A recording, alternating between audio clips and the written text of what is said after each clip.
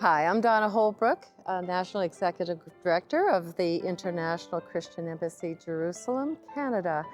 And I'm happy to say that we're in Israel at Rehovot at the Chaim Weizmann Institute property.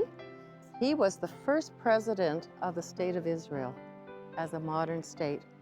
And when his wife passed away, they bequeathed back to the State of Israel their home and 12 acres. So here today is the growth of children's research. It's an exciting property that's enjoyed by everyone, and we've come here on the tour. This is my segue to the Shomer Keep of Israel estate giving. And we had one example I'd like to share with you. Audrey Ruth Peer was one of our members who came to know about the work of the ICJ in bringing comfort here. And she passed away as an only child and with no children of her own. She had two regrets in her life. One was that she didn't have children, and the other one that she never came to the land of Israel. So when she passed away, she left an estate, part of an estate, which was, and we've had several people give, but I talked to her friend Pat, who she knew for about 60 years, and I wanted to make certain that the funds that she had given to us would be used in a way that she would have wanted. It was not designated.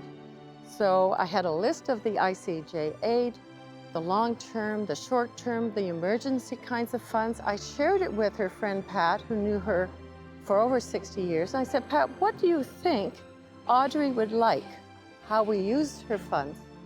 And so it was decided, we went through the list, and it was decided that they met, and I should add that they met at the University of Toronto in the music department. And so music was important to her, children also important to her. And so we undertook the fund, and we divided it 4 ways equally. And it went to a petting zoo for children, for orphan boys near Tel Aviv. It also went to build 2 new music rooms at Bet Yosef up at Haifa, which is a very large community center. We also helped to complete a playground for another orphanage to the south of Israel. And then it enabled us to restore our scholarship for Christian young adults.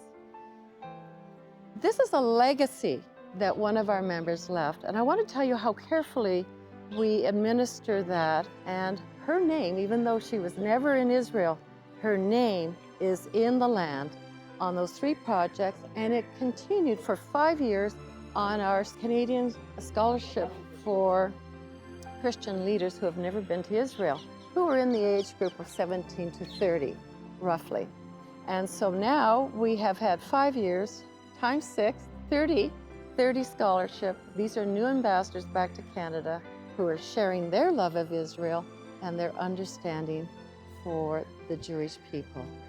Would you consider being a Shomer, Keep of Israel, in your state giving? And if you have mutual funds or securities, those will benefit projects that are here in Israel to the maximum, because the capital gains is not, won't be administered on those securities. So it becomes a bigger gift, and that leaves a wonderful legacy here in Israel. I'd like to thank you. Please share this video, and on YouTube, click the button below to become a subscriber.